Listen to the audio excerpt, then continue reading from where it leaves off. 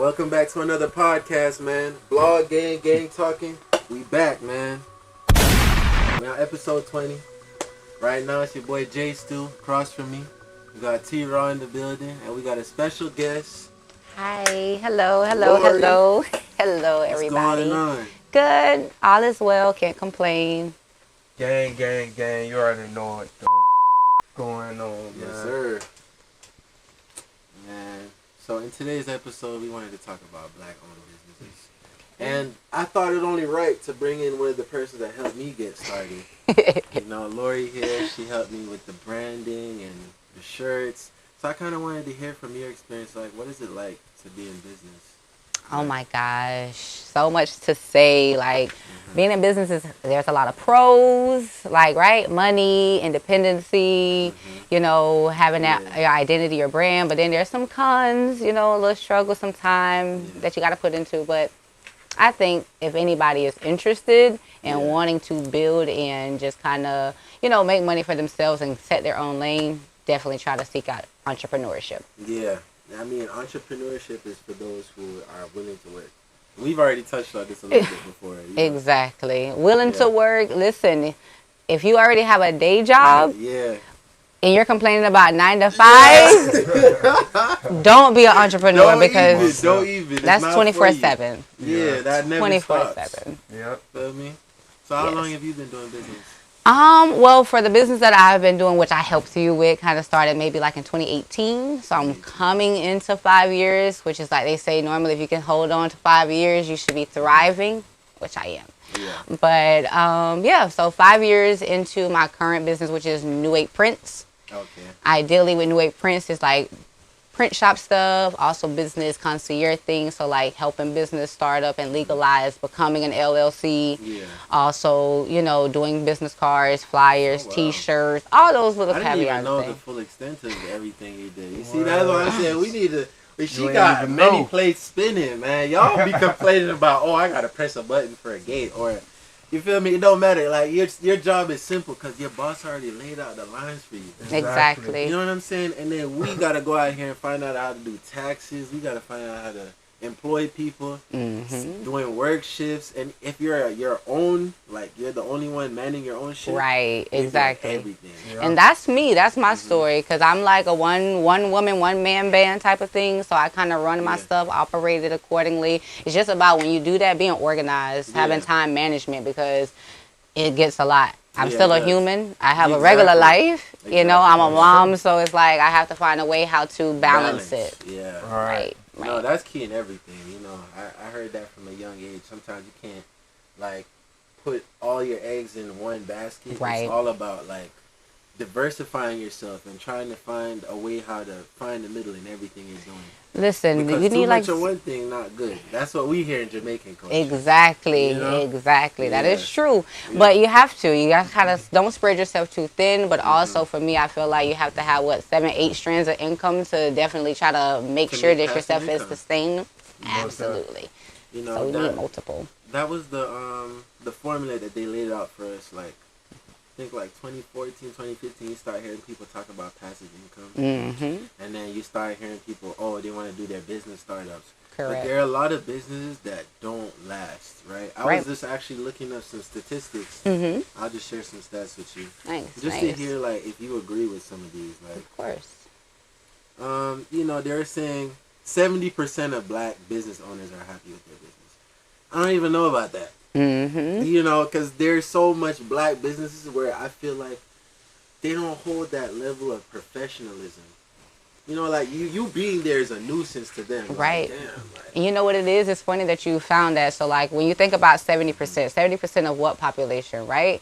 Because when you think about black business owners, you may be really looking into, like, the mom and pop stores or things that's actually legalized is what's a part of that percentage. True. So all of these companies that's like, I'm doing business, but I'm not legal in the state, you're not a part of that 70%. Yeah, that's true. You get what I'm saying? So thinking about that, having businesses, it doesn't really start and last long because you don't have the right foundation.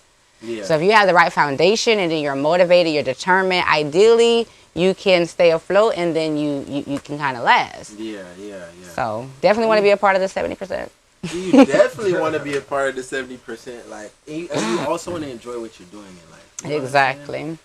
And That just makes it easier. Because if I enjoy getting up, then doing what I'm supplying for whomever I'm doing it for, I'm going to be okay with spending the extra time.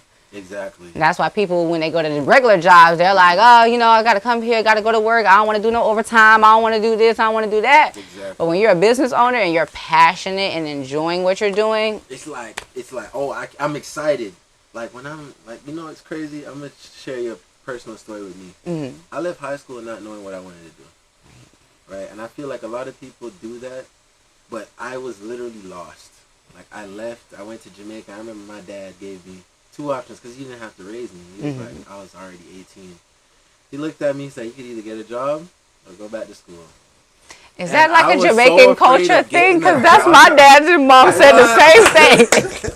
Like either you're in school or you got a job. One of the two. That's the typical black family right there. Once you turn 18, they're like, bro, I don't got to have you in the house no more. Yeah, the Get a job or get the What? Which isn't always the best way, just simply put it, because you don't want to put somebody out there when they're not prepared, which goes into why after 2 years or less, a lot of businesses don't last. Exactly. You know, and some people getting over their heads because they're so invested in the dream, they're not thinking about all the legalities, all the little different stuff that go into it, the nuance around it. They just want to make the money, but they're not looking at how to make the money, how to keep the money, how to keep letting that money revolve and make, you know, bounce off of one another. How to reinvest the money into yourself. Exactly. You know, and the business is always going to need money to be reinvested into it. A lot of people think, oh, I got this. Oh, I just got a quick $500. I'm about to pay my bill with it. That did not help grow your business. Right, because there's no profit. You didn't put it to the side. You're not allowing your money to revolve over. Exactly. And that's what it is. You want to make money for it to regenerate. You don't want to take from your own personal pocket and then having to fund your business. You want your business to fund itself to then fund something else. So you could fund another venture if you need to. And, you know, and that's the crazy thing, too, is like, I feel like we're not taught these things. You know, with the way how the public school is set up here, you go to public school, they're teaching you how to work. Correct. Go work for the white man. Mm-hmm. You know what I'm saying? And the black kids that get into trouble, they expect you to be a drug dealer. Mm-hmm. They expect you to turn out to be nothing. And a lot of that's why I said, even when I left high school, I felt like that was my route. I felt gravitated towards the negativity more than I did towards the positivity. And it wasn't until, I feel like when I started finding my own, like was when I started living on my own during college days, you start to learn more about yourself and you're like, all right, so I can't tolerate what comes with this negativity. Correct. Because I can't sleep. I'm worried about things I shouldn't be worried about. Exactly. If I was doing things the right way, I would have to worry about it, you know? So it's like, once you go through that, and then you're like, all right, how am I going to win? How am I going to play the white man's game and win at the end? Right. And again, it's not even in the world eyes view. It's categorized as the white man's game, but for me, it's anybody's game. We all bleed the same. You get what I'm saying? Paper is available for everybody, and I think black people has to take that mindset out to feel like I'm behind somebody else.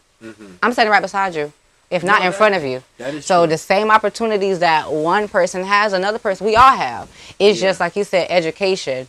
Most of the times, we're not taught a lot of these things in the household, so we walking out blind. Yeah. So you coming out at 18, what am I supposed to do? I'm lost. I don't know because we don't have the guidance in home. Exactly. Because our mama, our pops probably didn't know what to do to tell us, oh, do this with your money, or if you want to, you know, be an entrepreneur, do this first. Take these classes. Take those classes. Educate yourself. Because, you know, just to add on to what you said, though, I don't want to get too far off. Because I did find a stat that supported my argument where black business owners, it says just 1% of black business owners are able to obtain business loans in their first year. Right. So when you think about getting a loan, you have to go to a bank. You know what I'm saying? You have to sit in front of the white man and be like, listen, this is why I need your money, massa. You know what I'm saying? But you see, my viewpoint on it is different, right? Because I guess I feel like instead of mentally putting out the sense of feeling like I'm trapped. Yeah. I think about it as in this is an opportunity, because most successful businesses, they're not using their own money.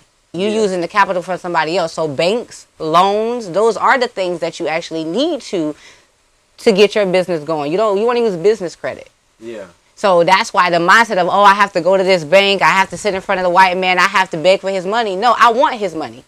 Because I don't want to use my own. Exactly. I want to sit on my own and then be able to use their money to be able to come up. Exactly. But again, you're not taught that. It's a mindset.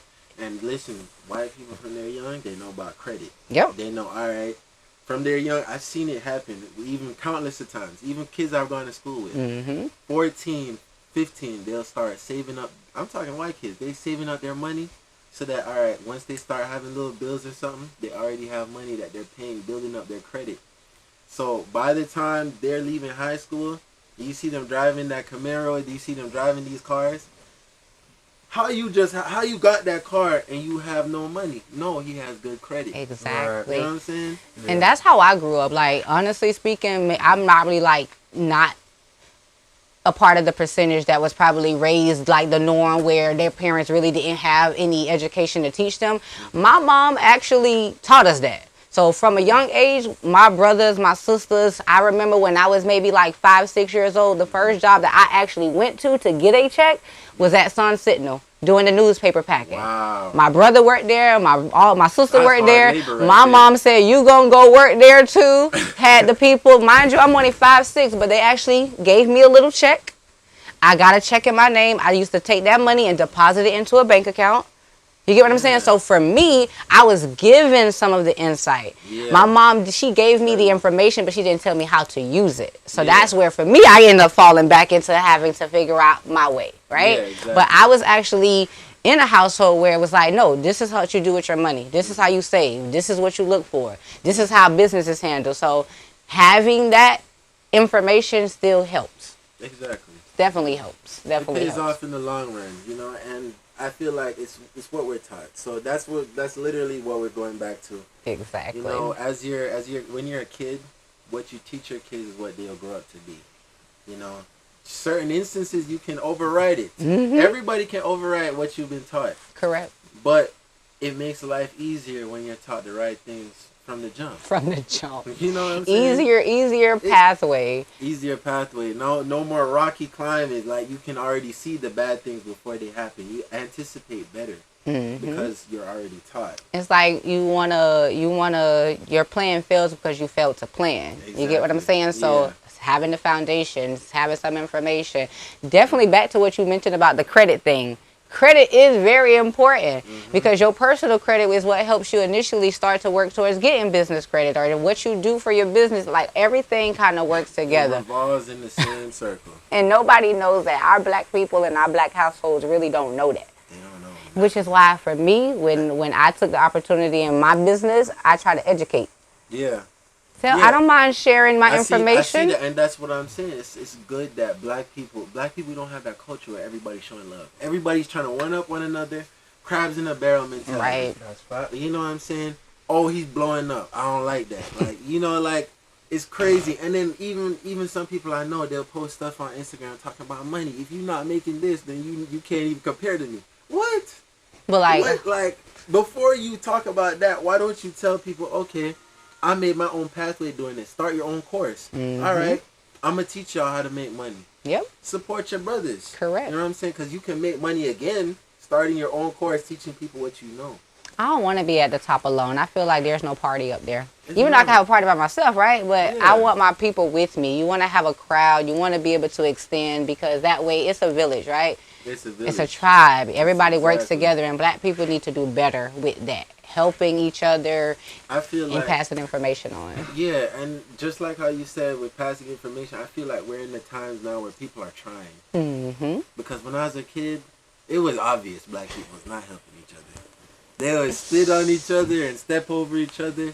See you on the ground crying, bawling. Like, I remember as a kid, I was in New York. This was my first taste of America, because I came up from Jamaica when I was 7.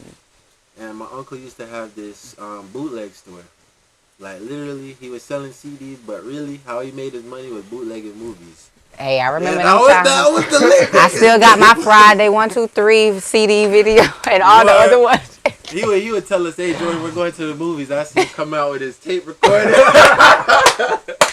I probably got a few of his DVDs. What? That was a hustle though. The hustles was definitely we was moving. Yeah. You going in the movie? He like, all right, that one over. Come on, Jordan. You want to watch the Hulk? Let's go. And you just excited? What for free? Like, yeah, what? I'm watching 3 movies, 4 movies in a day. You know, to me, I thought he was just spending time with me. He was doing his business. Right. And I realized the first time we ever had an issue was when this white man saw him with the camera. Mm-hmm. And he was like, "Oh, I know you. I know what you're planning to do." Mm-hmm. And whatever. Keep in mind, he's been allowing... The reason why he gets away with this is because he has people who allow him to win. Right. But this person seen that he has his own storefront. Mm-hmm. He has his own things going on for him.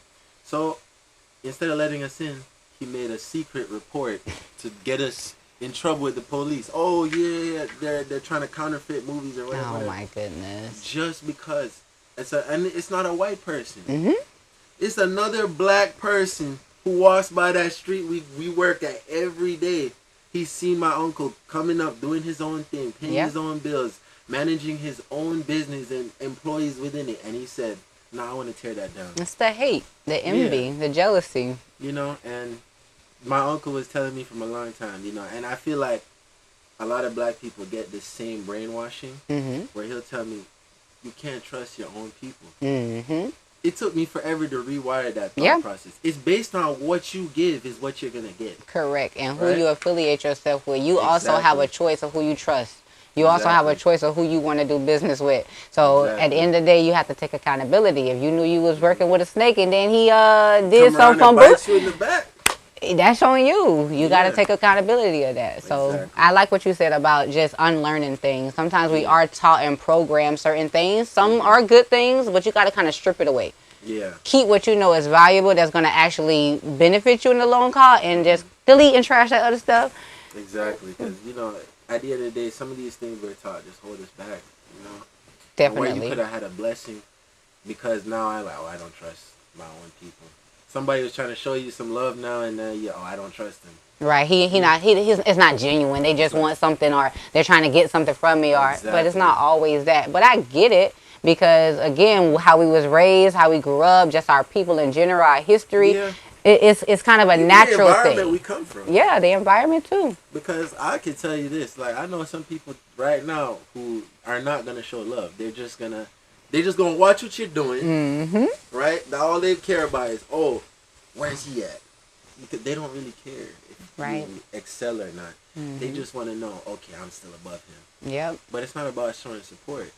And I'm trying to mitigate. I'm the type of person, I show a lot of love. Right? Because I feel like it doesn't matter if you give it back to me or not. I know what I'm giving into the world. That's about what you're doing. Exactly. You're not doing it for a return of something either, which makes it genuine. Exactly. You know, if you expect nothing back, it is so much smoother. You know, do you have any experiences where somebody, like, you know, tried to undercut you or try to snake you in any kind of way when you were just starting out? I might have experienced a little bit of something. I think we all do. But again, it goes back into what I said. I have to take responsibility about who I trusted around me. Because again, I did have somebody that was around me who I felt like, you know what, I'm gonna help them, they're gonna help me. And it was very mutual initially, right? I help you, you help me. But then it got to a point where I just felt like I was doing a lot more helping, and then the giving or the supporting back kind of reduced and became minimum to none, and it just kind of made me feel uncomfortable. So I was just kind of like, you know what, I'm going to just move a little differently. Nobody likes anything one-sided. Yeah, no. Yeah, you know, and that's a lot of this thing that these people in the world expect. Like, you're going to be one-sided, showing some one-sided kind of love. No, I'm going to show you love to an extent. And then once I see it's not reciprocated, I move on to the next. You know? That's how it goes, right? Yeah. Yeah. Definitely agree. I'm going to see if I can find another statistic to talk about, and then we can close up that point. No problem. Absolutely. All right. Very good points. Okay. Well, some of these statistics we already covered. Like 34% of black business owners start their own business because they want to be their own bosses. We talked about that. And we remember, if you want to be your own boss, that's fine. But just know that you're going to be putting in way more work than what you was doing at your 9-to-5 job, which is fine. But you got to be dedicated. You got to be dedicated. Yeah. Even something simple as a hobby, Mm-hmm. like, right? You turn a hobby of making videos. Like we turned a hobby of making videos into. What you know is valuable. That's going to actually benefit you. No, it's playing live at the same time. So the little hobbies that we had, we turned into making videos, like making YouTube videos, because at the end of the day, you want to have fun, but you also want to see where it can take you, because it's like that one regret in life where you don't chase your dream, and then you're like, damn, what if I had, you know? I've experienced that. That's like me now. Like, as I was younger, that was always like, oh, you know, my aunt always told me how, oh, you have nice legs and you walk like a model and you do this and do this. And I didn't really let it sink to me. But then as I got older, I'm like, you know what? I think that's something that I really might want to do. And then current day, look at Lori Chanel, that's who we have. I go. model. I've been in videos. You know, I love to do photo shoots and things like that. So it's like I'm just growing and excelling. So definitely have to start from somewhere. Yeah, everybody has to start from somewhere. You hear that? Start from somewhere. Don't ever doubt where you're at. You know, belief in yourself is all you got. Literally, that and God. That's it. God first. We want to put the universe and God first, definitely, for sure. Of course. Not getting too religious on y'all, but... No, we don't want to get too religious, but, you know, everything, you have to have something that's bigger than you. A source of something. Exactly. And even when you're working towards a passion or a goal, if it's self-centered, it's only so far it will go. It has to actually provide value to the people who you're giving the service to. Correct. So that's another thing. So you start a business, make sure you actually have a service to provide people. I know some people just be saying, I'm going to do this, and it don't really benefit nobody but you. Like, how's that a business? Right.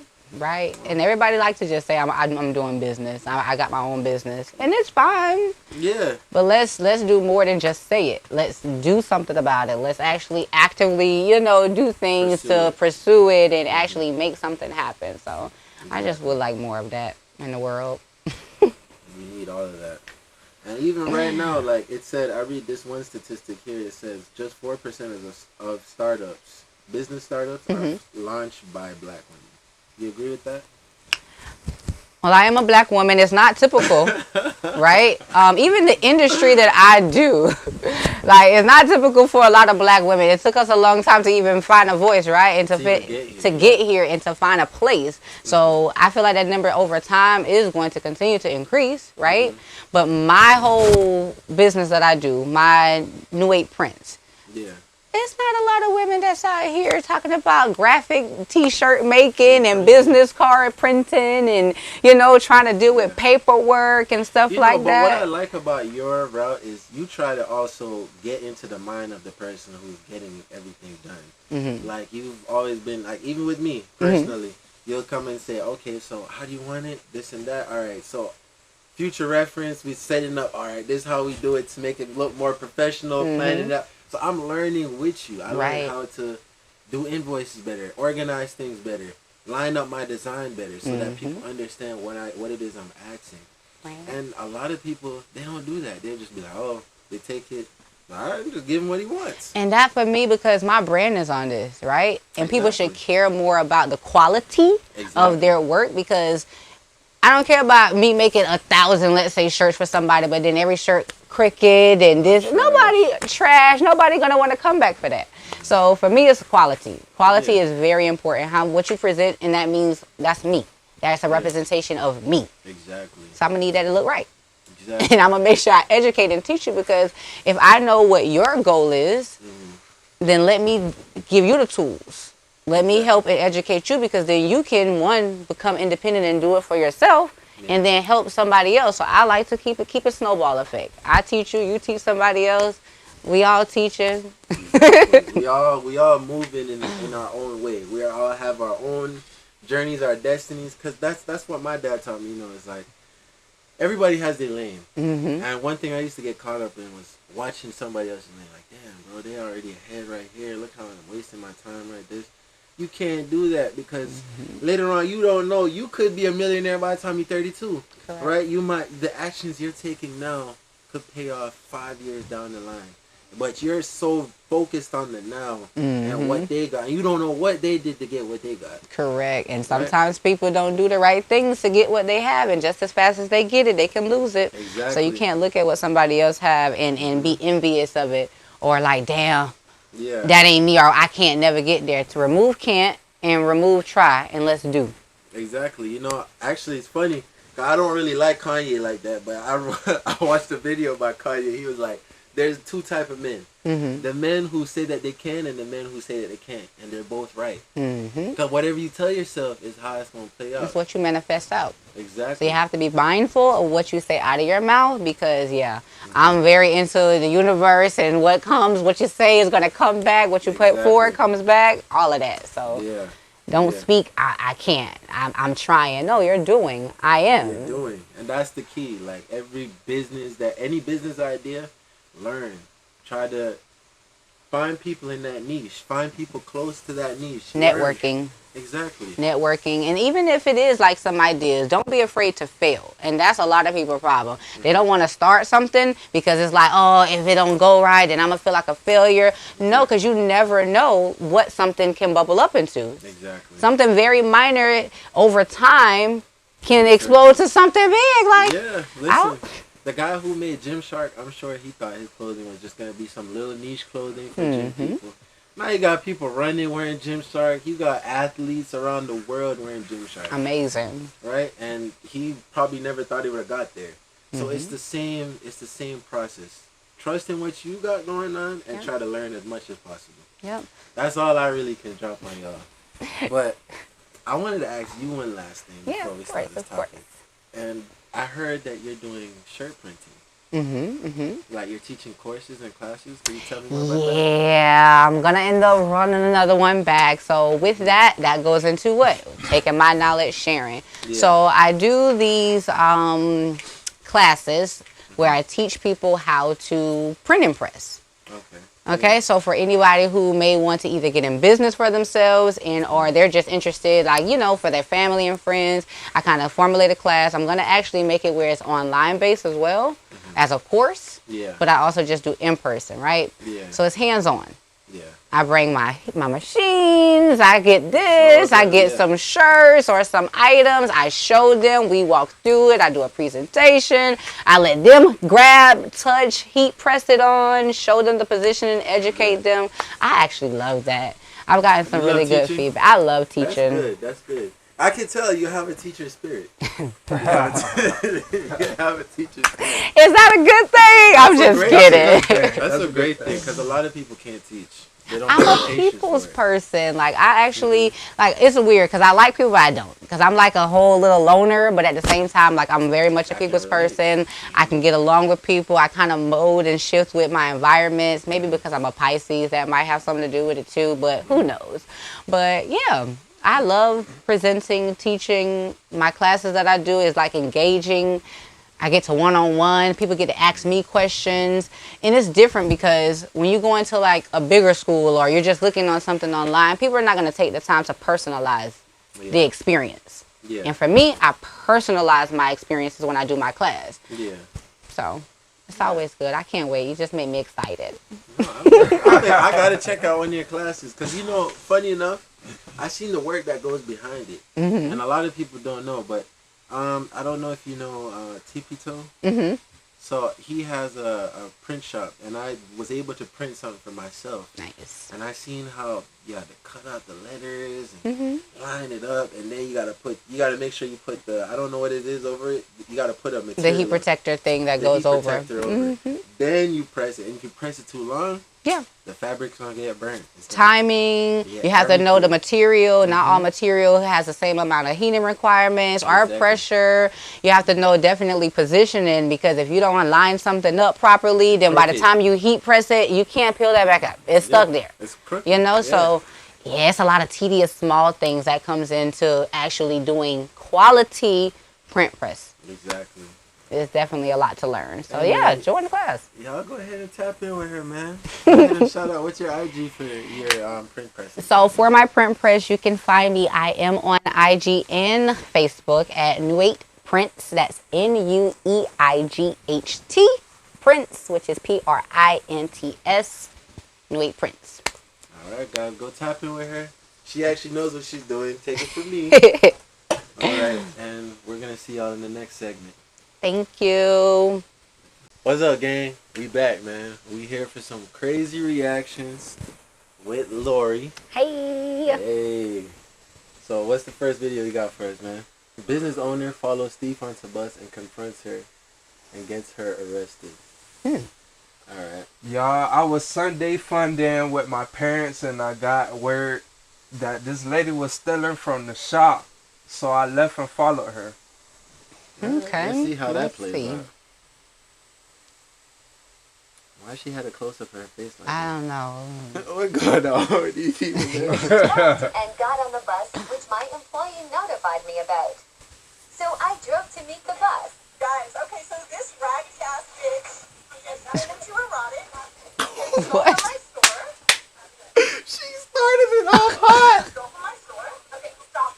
And we're going to follow her to her house. Oh my God. What?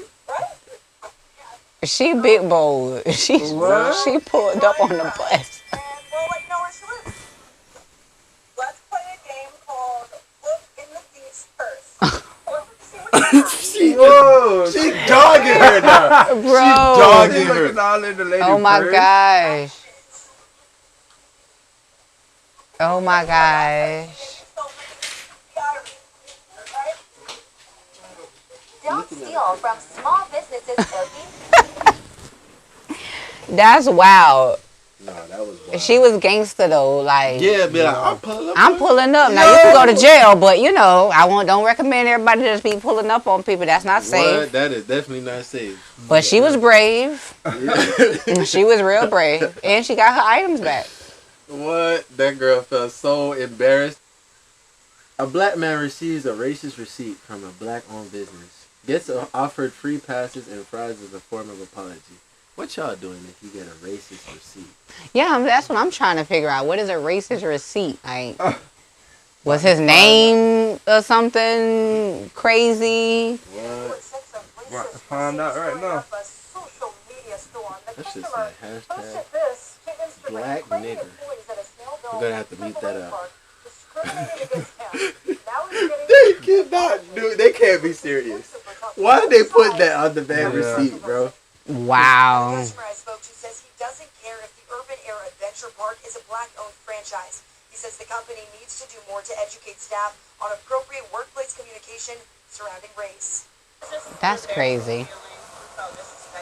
This receipt ruined the Snellville family's outing Why on you gonna put that Saturday. on somebody? Yeah, I'm like, how would you? What? Yeah, that starts though with the owner and then who they employing. Exactly. Strange about his food receipt from the Urban Air Adventure Park until he took a second What are look. you doing if you went to somewhere to eat and they had black nigger?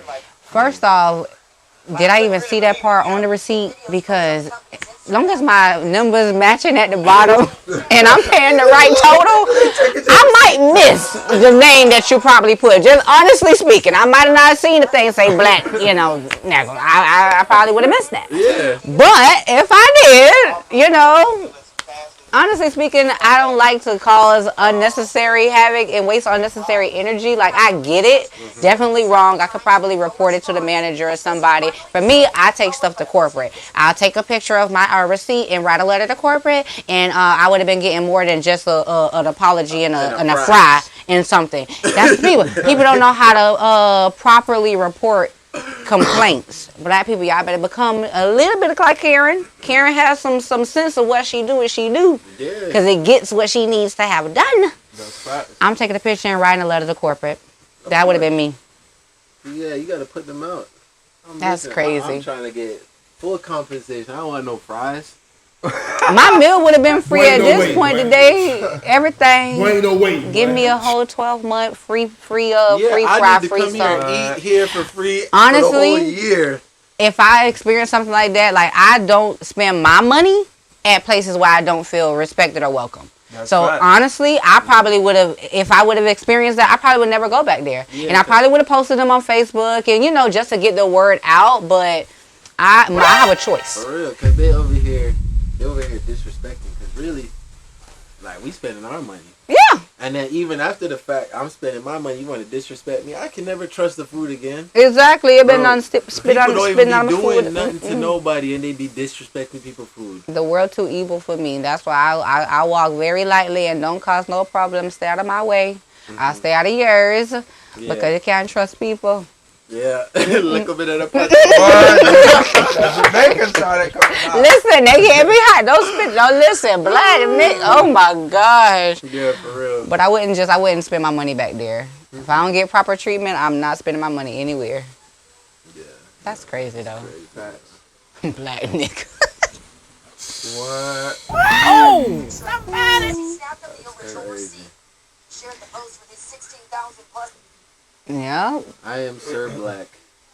I ain't gonna lie, he ain't really help with the Instagram name though.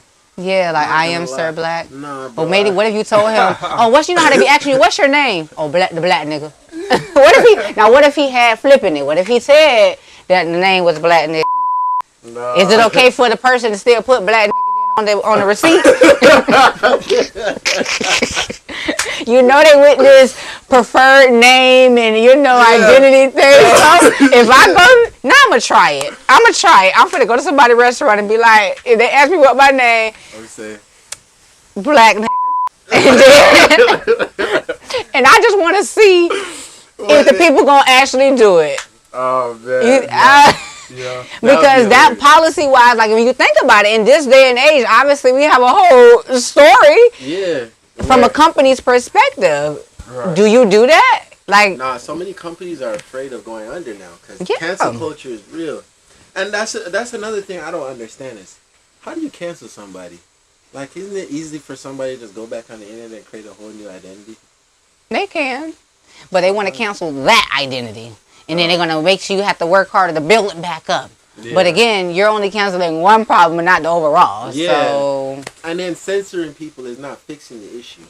Right? Because there's a reason why they got that big. Is because everybody aligns with their beliefs. Mm-hmm. So I think they more should try to push a different narrative. Like, okay, this is why it's not helping. Mm-hmm. Then to be like, all right, you don't get to talk no more. That doesn't make any sense. Because it's always trying to action with no explanation.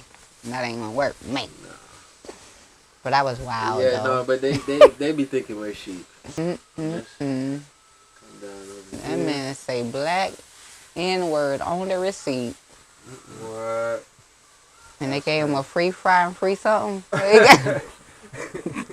So, black woman gets told she's in a white place and told to leave after going to a bar in Georgia. Oh, wow. Yeah, let me see. What's this? Let's see this. Let's see how she handles it. Yeah, that's for me. How people handle things. You're not talking to me. Oh, yeah, she ignorant. Yep. You are not talking to me. So come with it. I'm going to sit here. I'm going to box my food. I'm going to finish my food. I'm not eating nothing from a place that said for me to leave. Yeah, that's the problem. You see, you acting like that only reinforces what they feel. Because they already feel like we loud, we black, we angry, we aggressive, we ignorant, we this, we that. Yeah. I'm gonna be the little melanin Karen. Call me Melanin Karen. I know my rights. Right. Instead of Karen Carnett or something. Yeah, like talk to her. What is that gonna do? That's what I'm doing in a white place. That's what I'm doing in a goddamn white place. That's what I'm doing. But it's like, you see, her energy is, you losing your energy, your heart racing, you big mad when you could have just got up and left and just said, you know what, you could have screened the place and then you could have just advised. But you about to bless a damn heart vessel trying to argue with people who don't want you there. That's fast. But she over here finishing her meal for real. I don't even want to eat that. You look like a racist. I lose my appetite. Most racist people are poor. Oh my goodness. Now she coming for the man pocket. Nah, I'm eating everything and they ain't paying for nothing.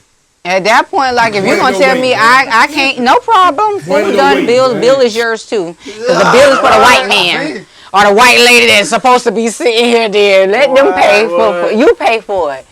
She could handle that way better. Yeah. And that's how I feel about our people. Like, they have to be a little bit more conscious minded of how you respond and handle our issues. You don't got to be loud and yell and cuss and you just, why? To be honest with you, in my opinion, this whole race thing is just a distraction. You know what I'm saying? A lot of the things that we battle on in America, it's all a distraction because they want you to keep y'all asleep. Correct. Sheep. Like, if you're not into video games, okay, I'm gonna get you into the political side. Right. You know what I'm saying? And I feel like we all need to wake up. Definitely wake up. Waking up. So many things are happening in the background. Yep. Yeah, and they, like you said, everything that's in the tabloids, all distractions. And black people don't read. And we just hear our friend told us this and that. We believe whatever that was. No, how about you start reading, doing your own research? Yeah. Yeah. Overall, they say if you want to hide something from a black person, put it in a book. Put it in a book. Oh, yeah, that's facts. That's definitely facts. something that's said, and I believe it because it's very true. Black people do not read. You know, it's crazy. You know who you heard that from? We was in high school together with this teacher. I can't remember. It's just like an old saying. Yeah, it's an old saying. Yeah. But he had us read a book on it. I think it was Fahrenheit 451. I don't know if you ever heard. Oh, of that was Mr. Scott. Mr. Scott. Yeah. Mr. Scott used to be on some. He was wise. Yeah. But at the same time, you know, because we was young and we was like, we didn't really want to listen to him. But he's like, when you grow up and you're starting to see all the things that these older people are telling you. Yeah, become more wise and like it really resonates. Like, oh, that's what they was talking about. Yeah. And I think that's a cycle thing because all of us do that. When we're young, people trying to educate you and show you things, you don't really take it. Think you know everything. Right. Yeah. As for what it is, and then Or you later just on. think, oh yeah, that old ass. He don't know what you're talking about. No, Or nothing. that ain't something important that I need to know. I want to know right now. So you just brush that stuff off. But look, y'all talking about him today. So clearly, even though you wasn't paying attention or it didn't stick with you, it's still right. It had an impact later. Subconsciously, you stored it. Exactly. Ended on a laughing note. He said he light skinned. He said he likes it. You know, this is a back pedal. That boy was quick to say it, and he oh. That's when the Spanish want to be black. Then they claim that they black for reals. Come on. Oh, that'd be so funny. Only in Daytona.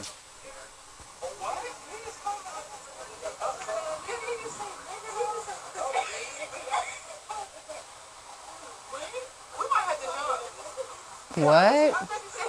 Why are they talking about they're gonna have to jump him? Right. This is the reaction black people have. It's just, again, ignorance on camera. Because so what if that man said to nigga, what that doing to you? If he did, keep it moving.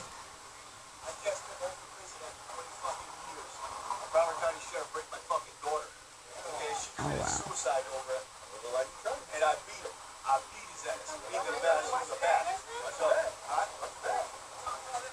Wow.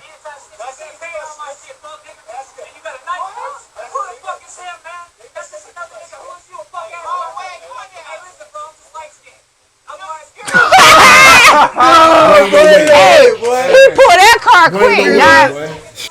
We in the world 2022 where the white people say I'm light skinned. Light skin. My melanin's just a little low.